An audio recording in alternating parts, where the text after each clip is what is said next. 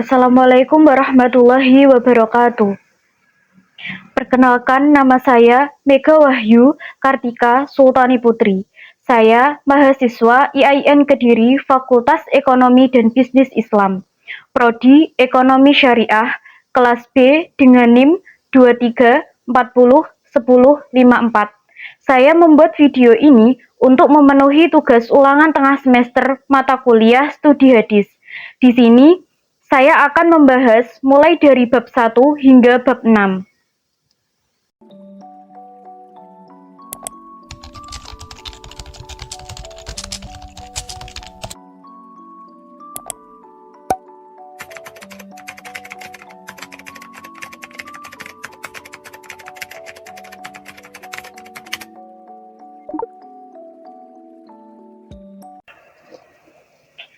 Hadis secara terminologi merupakan ucapan, perbuatan, atau keadaan yang disandarkan kepada Nabi Muhammad SAW yang menjadi sumber hukum dan referensi bagi umat Islam.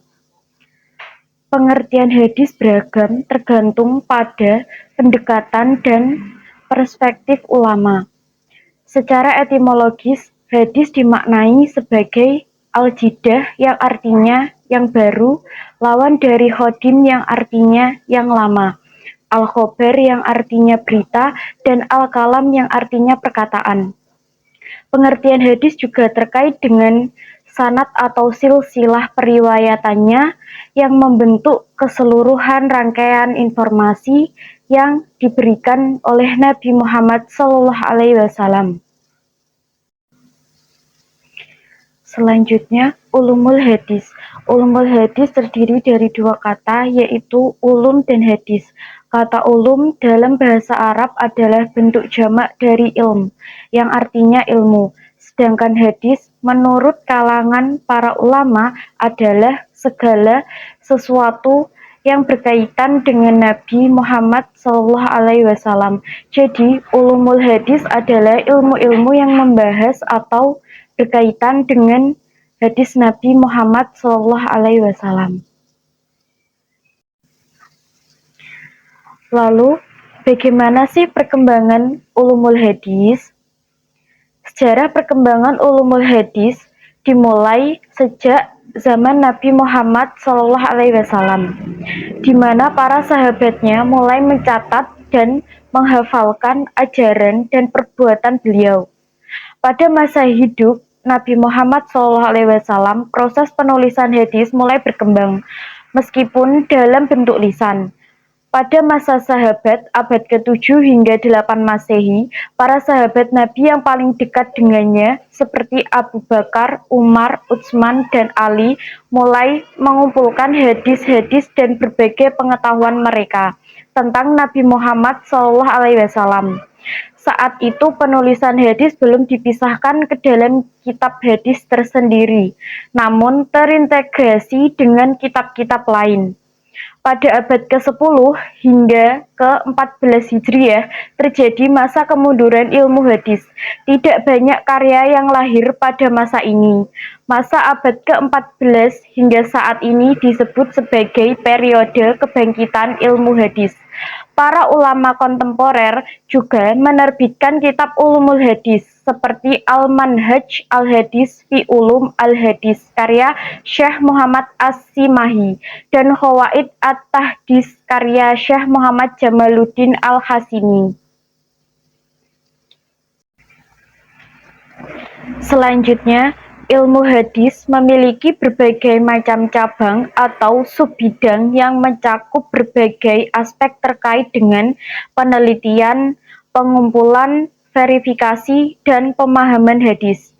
Beberapa cabang ulumul hadis antara lain, pertama, pengetahuan tentang rijal al-hadis.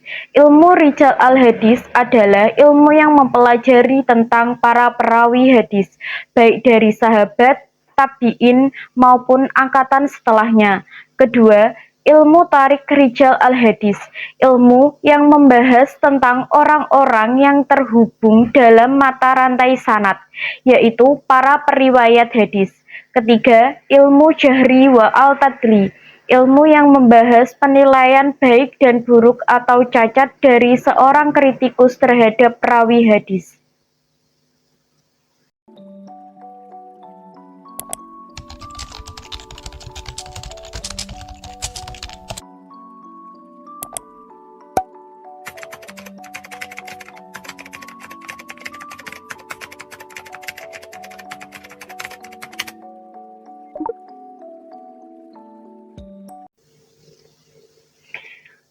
Sejarah hadis sebelum dibukukan masa Nabi, sahabat, dan tabi'in menunjukkan perjalanan yang panjang dan penting dalam penyusunan dan pengumpulan hadis, yang merupakan sumber ajaran Islam kedua setelah Al-Quran.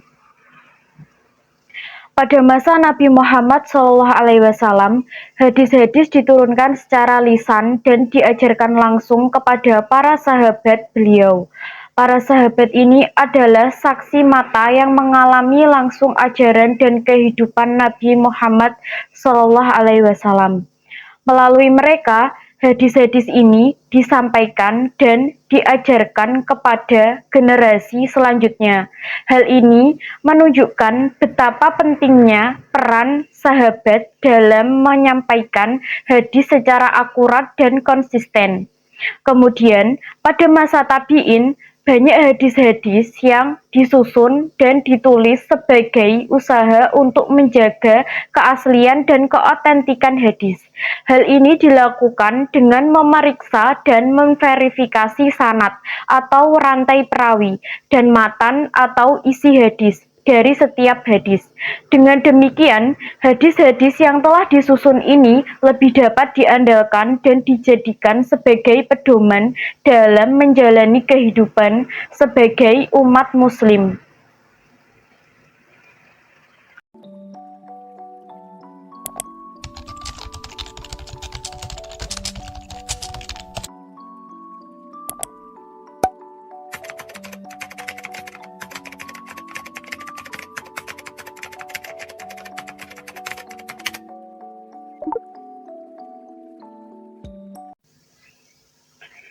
Sejarah pembukuan hadis dimulai pada masa hidup Nabi Muhammad SAW, di mana hadis secara lisan menjadi sumber utama ajaran Islam.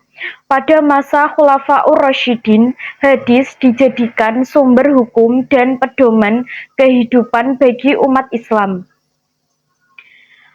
Pada masa Khalifah Umar bin Abdul Aziz, ia berniat mengumpulkan hadis-hadis Rasulullah dalam satu buku untuk memastikan hadis Rasulullah masih utuh dan mampu menjadi bahan pedoman bagi umat Islam. Pembukuan hadis dilakukan secara resmi pada periode ketiga, di mana beliau memerintahkan Gubernur Madinah Abu Bakar Muhammad Amr ibnu Hazm untuk melakukannya. Pembukuan hadis dilakukan secara sistematis oleh ulama-ulama ahli hadis yang muncul di abad 2 dan 3 Hijriah hingga sekarang. Ada beberapa periode perkembangan hadis hingga sekarang. Hadis dalam periode pertama, masa Rasul. Hadis dalam masa Rasul berasal dari perkataan, perbuatan, dan tahrir dari Nabi Muhammad SAW kepada para sahabat dan seterusnya. Pada masa ini, sahabat menerima hadis dengan cara menghafalkan dan menulis saat memiliki kesempatan untuk melakukannya. Hadis dalam periode kedua, masa Khulafaur Rasyidin.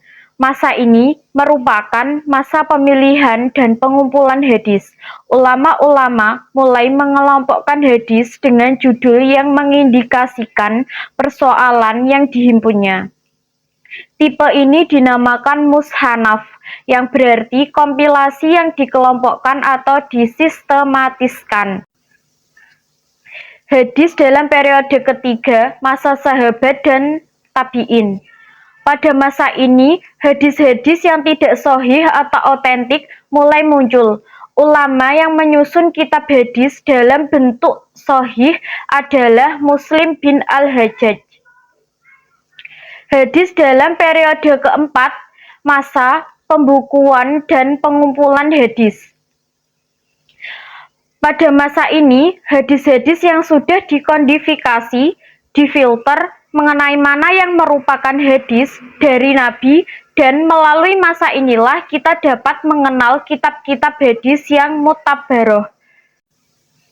Hadis dalam masa kelima, masa pentashihan dan penyusunan kaidah-kaidahnya. Pada masa ini, fokus dari studi hadis atau karya-karya hadis dialihkan kepada penerbitan kitab-kitab serta hadis-hadis itu sendiri.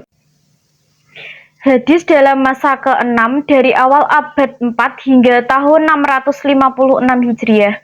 Pada masa ini proses pembelajaran ilmu hadis berhenti dan tidak ada yang melanjutkan suatu diskurs tentang ilmu hadis yang nanti baru akan muncul kembali pada masa ke-7.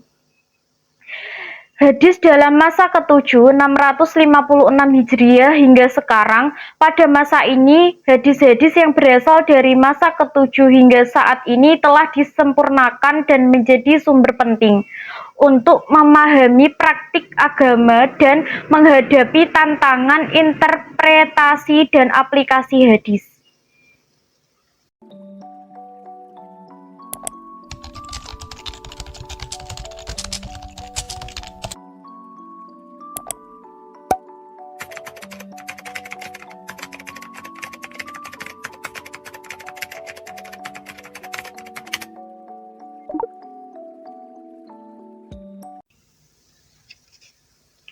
Hadis mutawatir merupakan berita hadis yang bersifat indrawi atau didengar atau dilihat, yang diriwayatkan oleh sejumlah periwayat yang menurut logika dan adat istiadat mustahil mereka sepakat untuk berdusta.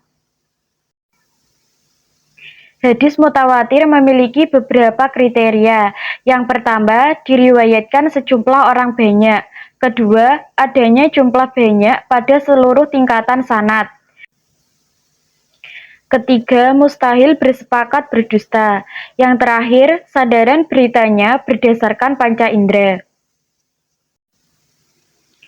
Hadis mutawatir sendiri dibagi menjadi dua macam, yaitu hadis mutawatir lafzi dan hadis mutawatir maknawi.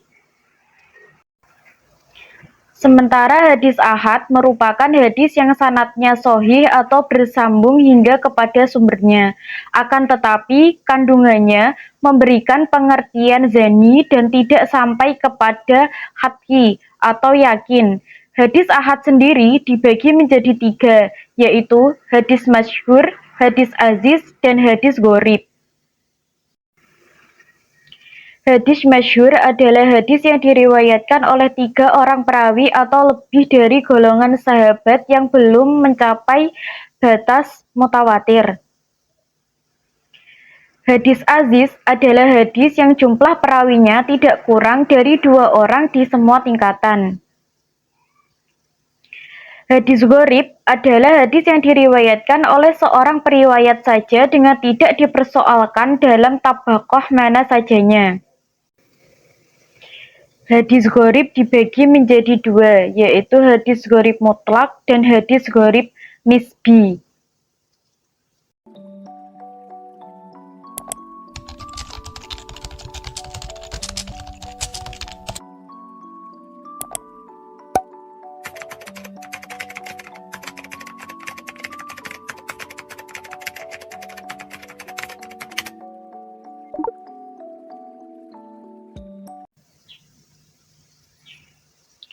Hadis sahih adalah hadis yang dianggap sehat atau tanpa cacat. Pengertiannya adalah hadis yang berasal dari orang yang dipercaya, yang tidak ada keraguan di dalamnya. Hadis hasan adalah hadis yang dinukilkan oleh orang yang adil, yang kurang kuat ingatannya, yang mutasil sanadnya, tidak cacat dan tidak ganjil. Syarat-syarat hadis sahih yaitu sanadnya bersambung, tidak ada zats, tidak ada ilat, perawinya adil, dan perawinya dabit. Sedangkan syarat-syarat hadis hasan yaitu para perawinya yang adil, kedebitan perawinya di bawah hadis sahih, sanad-sanadnya bersambung, tidak terdapat kejanggalan atau zats, tidak mengandung ilat. Macam-macam hadis sahih ada dua, yaitu hadis sahih li dzatih, sahih dengan sendirinya, dan hadis sahih li ghairih, sahih karena yang lain.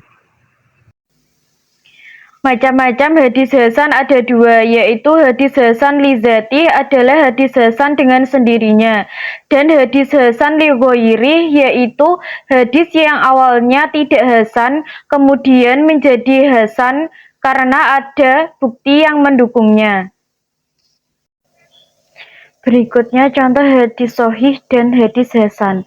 Contoh hadis sahih yang diterangkan dalam sanad, matan, dan rawi adalah hadis tentang istrinya yang menyedekah dari harta usaha suaminya tanpa perintah suaminya. Hadis ini disebutkan oleh Abu Hurairah radhiyallahu anhu dan disajikan dalam kitab Sahih Bukhari. Salah satu contoh hadis hasan dapat ditemukan dalam kitab Sunan Tirmizi yang berbunyi, pintu-pintu surga berada di bawah naungan pedang.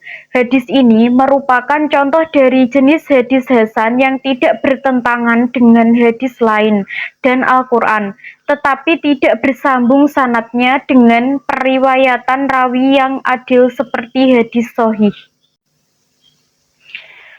Perbedaan hadis sahih dan hadis hasan terletak pada satu sisi, yaitu rijal atau perawi. Hadis hasan tidaklah sama dengan rijal hadis sahih dalam masalah dabit atau kuat daya ingatan. Hadis sahih adalah hadis yang berasal dari orang yang dipercaya yang tidak ada keraguan di dalamnya, sambungan sanadnya dan tidak berilat atau tidak ada kejanggalan. Sedangkan hadis hasan adalah hadis yang bersambung sanadnya, perawinya adil, tetapi kualitas dabitnya tidak seperti hadis sahih.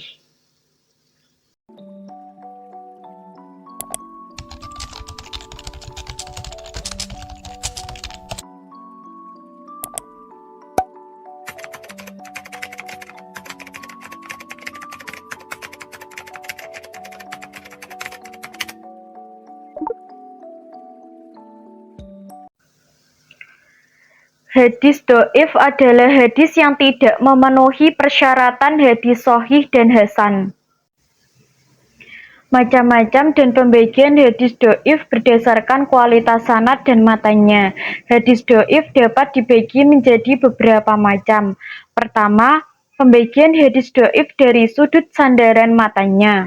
Ada hadis mauquf dan hadis maqtu. Kedua, pembagian hadis dhaif dari segi matanya, yaitu hadis saj. Ketiga, pembagian hadis dhaif ditinjau dari segi terputusnya sanad. Ada mursal, munqati, mu'dal, mudallas, dan mu'allaq. Keempat, pembagian hadis dhaif ditinjau dari segi cacat perawinya. Ada hadis matruk, hadis mu'allal, hadis mudraj, hadis maqlub, hadis munkar, mutharib, mustahaf, muharraf, muhtalid. Contoh hadis dhaif, barang siapa tidur sesudah asar, kemudian akalnya terganggu, maka jangan menyalahkan siapa-siapa kecuali dirinya sendiri. Hadis ini merupakan hadis dhaif karena perawinya tidak adil, tidak dabit, dan ada kejanggalan dalam matan. Sekian materi yang dapat saya sampaikan untuk memenuhi tugas ulangan tengah semester mata kuliah studi hadis. Mohon maaf bila ada salah kata dan pemaparan materi yang kurang jelas. Terima kasih. Wassalamualaikum warahmatullahi wabarakatuh.